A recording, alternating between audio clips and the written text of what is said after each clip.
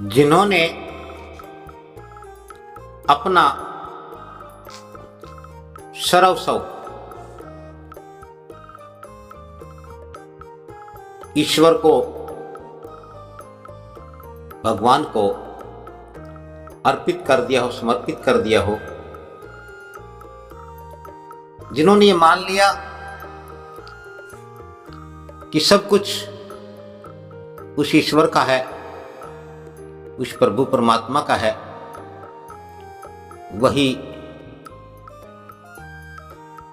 भगवान के भक्त होते हैं, वही साधु संत होते हैं।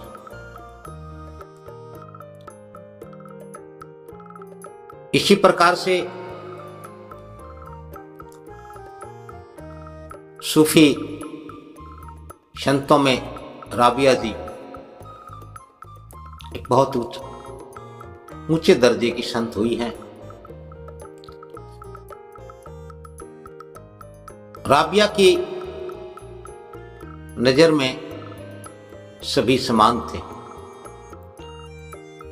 कोई जाति का, छोटे का, बड़े का, अमीर का, गरीब का, धर्म का कोई भेद उनके व्यवहार में, उनके स्वभाव में, उनके अंतर्भाव में नहीं था। और कहते हैं कि जो भगवान के भक्त होते हैं, जो भगवान के जन होते हैं, जो संत होते हैं, उनकी रक्षा स्वयं भगवान करते हैं। क्योंकि भक्तों के अतिरिक्त तो हर व्यक्ति अपनी रक्षा स्वयं करता है, क्योंकि वह इसी उधेड़ बुन में, इसी चिंता में रहता है कि मैं कर रहा हूं। लेकिन जो प्रभु को, परमात्मा को सर्वस्व मान लेते हैं, तो प्रभु ने अपना संगी सहयोगी मानते हैं, अपना मित्र मानते हैं। एक बार एक चोर संत राबिया के घर में घुस आया और उस चोर ने देखा कि वहां ज्यादा कुछ तो नहीं था। एक चादर जिसे ओढ़ करके राबिया जी सोई हुई थी, उस चोर ने धीरे से उस चादर को खींचा, उतार लिया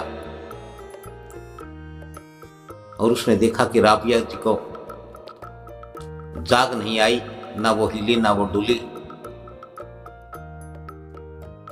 वो पूरी तरह नींद में सोती रही। और वह चोर जैसे ही चादर को लेकर के मुड़ा तो उनकी आंखों के आगे अंधेरा छा गया। उन्हें कुछ दिखाई नहीं दिया, कुछ नहीं सूझा, ना दरवाजा, ना कोई रोशनी, ना कुछ और। तो वह वहीं बैठ गया। उन्होंने अपनी आंखें मली, उठा, वापिस पीछे मुड़ा तो उन्हें देखा, उन्हें राबिया जी दिखाई दे रही है। लेकिन जैसे ही फिर दूसरी ओर मुड़ा तो उसे फिर कुछ दिखाई नहीं दिया। और ये चोर के जीवन में पहली घटना थी। वह तो जिसके भी यहां गया, जो भी हाथ लगा, वह ले भागा, उठा ले आया। लेकिन आज ऐसा क्या हुआ कि एक चादर जो उसके कंधे पर उसने रखी हुई थी, उसने उस चादर को वापिस राबिया के पास रख दिया और फिर मुड़ा तो उसे सब कुछ दिखाई दे रहा था, दरवाजा भी, प्रकाश भी। उसने सोचा कि चोर हूं, बिना चोरी किए जाऊंगा तो ये तो बड़ा कलंक का काम होगा, मैं कैसा चोर हूं। फिर मुड़ा, चादर उठाई और जैसे ही जाने के लिए कदम रखने लगा, फिर वही अंधेरा आ गया, छा गया।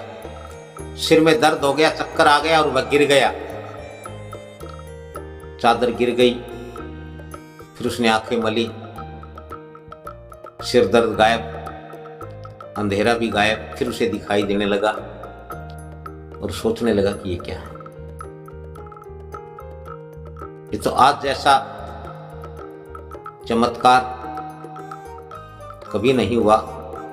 इस चादर में ऐसा है क्या है, या ये जिसकी चादर है वह कौन है। मैं सोच ही रहा था, तभी उसके कानों में एक आवाज सुनाई दी। कहने लगा कि ये चोर, ये संत राबिया है,